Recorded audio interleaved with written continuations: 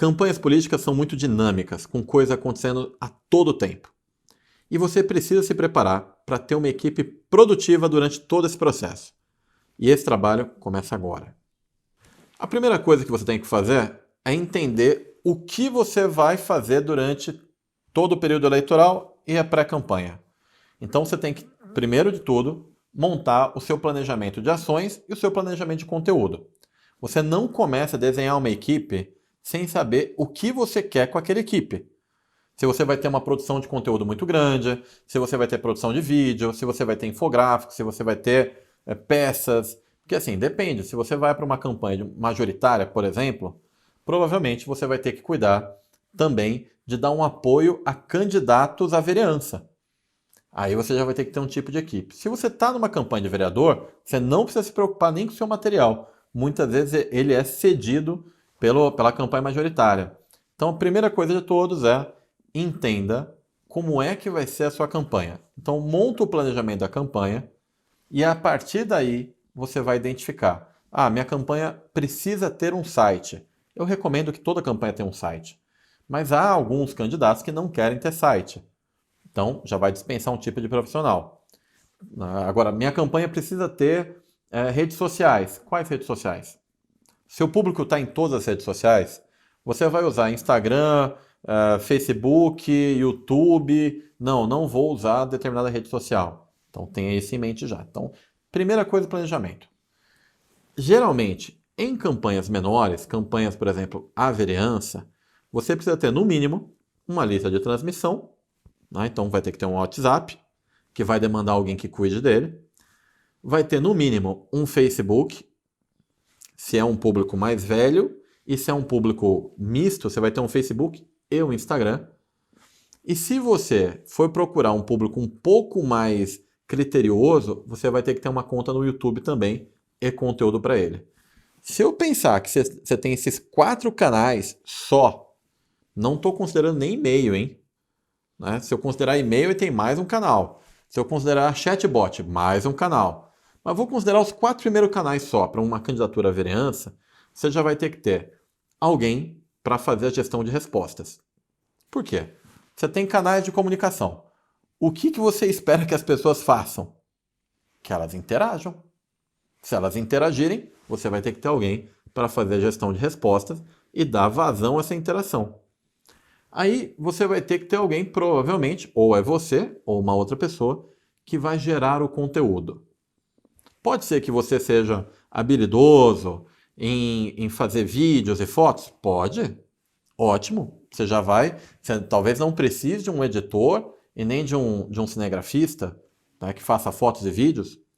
Se você não for habilidoso, já sabe, vai ter que ter um cinegrafista. Professor, mas eu não tenho dinheiro porque eu tenho uma equipe. Tem uma equipe? Tem uma saída. O que você faz? Durante a pré-campanha, você contrata pontualmente um bom fotógrafo para já cuidar de fazer um acervo do candidato. Ele não vai ficar o tempo todo com você, mas você marca uma agenda de final de semana para o candidato, que seja uma agenda mista, e aí esse fotógrafo acompanha o final de semana. Você monta um pack que você vai usar durante toda a campanha e você faz isso agora. Monta o acervo já. Monta o acervo com a família agora, com o trabalho já, fica muito mais prático. O mesmo serve para o designer. Eu não tenho como bancar um designer durante toda a campanha, porque eu vou estar numa campanha menor. Não tem problema nenhum.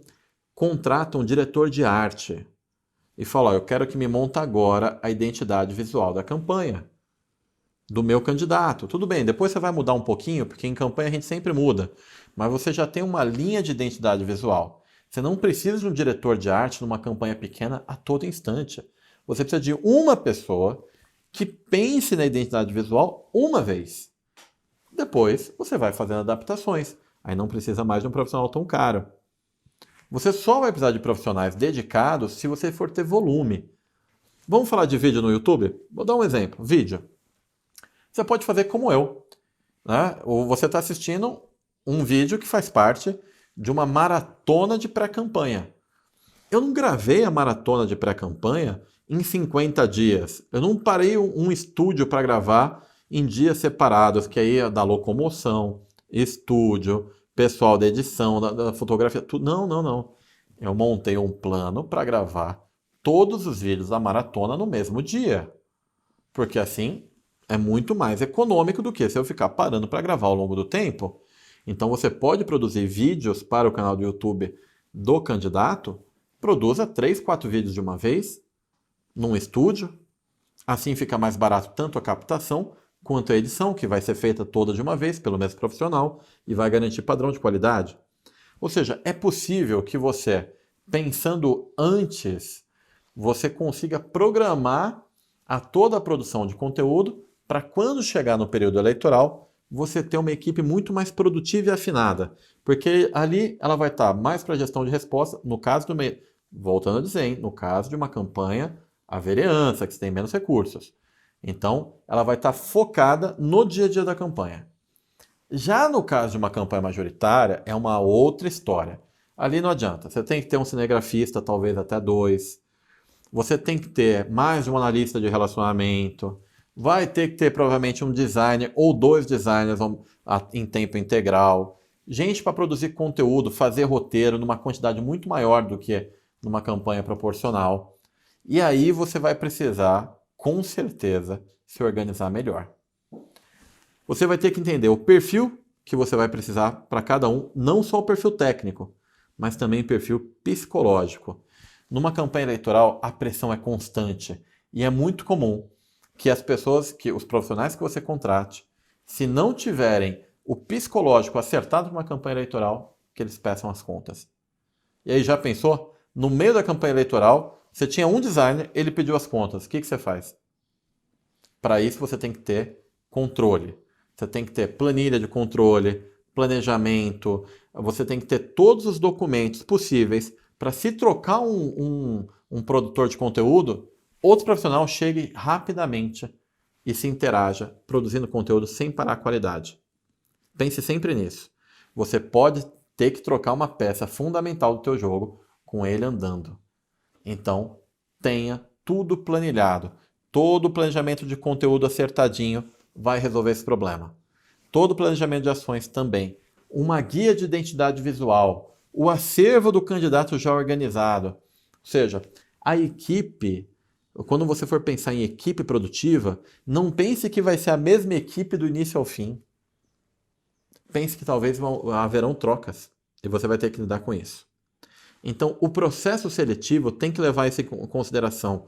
Não adianta levar só o lado técnico, tem que levar o aspecto psicológico, tem que levar se a pessoa tem atenção no trabalho, pode ser um excelente profissional, mas às vezes é um profissional que não tem o nível de atenção necessário para uma campanha política. Campanhas políticas são curtas, 45 dias apenas. Ou seja, se você perdeu, 5 dias, já foi 10% do teu tempo. Então, esses profissionais que você for contratar tem que ter a noção de tempo. Quem vem do corporativo não costuma ter. O corporativo, o tempo é flexível na maioria das vezes. É na política que não.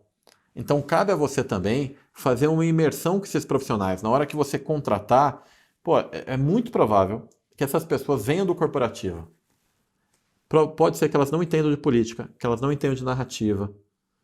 Cabe a você que vai tomar conta desse pessoal todo, fazer reuniões de imersão. Você vai ter que mostrar para eles com filmes como é que funciona.